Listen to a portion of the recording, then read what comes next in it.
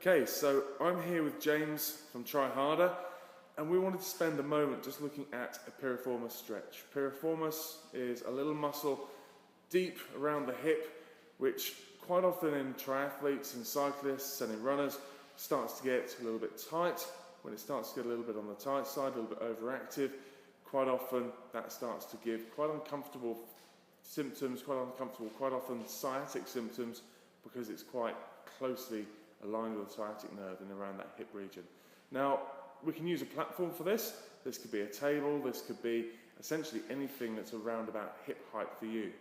Now, James, if you want to show everybody the start position, we get you up into that point where knee is up at hip height, with the legs externally rotated, and this combination of hip flexion and hip external rotation is what really starts to get that piriformis muscle.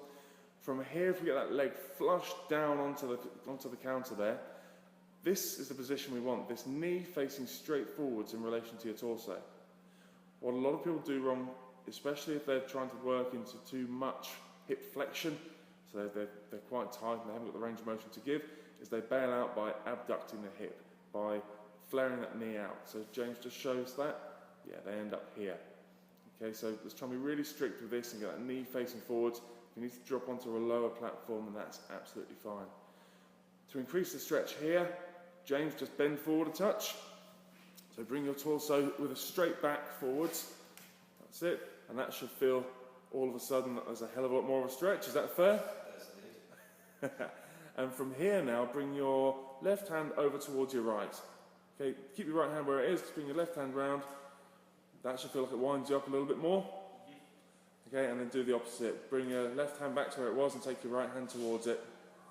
And that should just wind you up in a different direction. Yeah, great. And just keep that moving. I really like a dynamic version of this rather than just holding a static stretch for 30 seconds. We can keep moving from one to the other and just do 20 reps, 10 to each side. That kind of tempo. Spot on. Good. Give that a go. See how you get on. Cheers.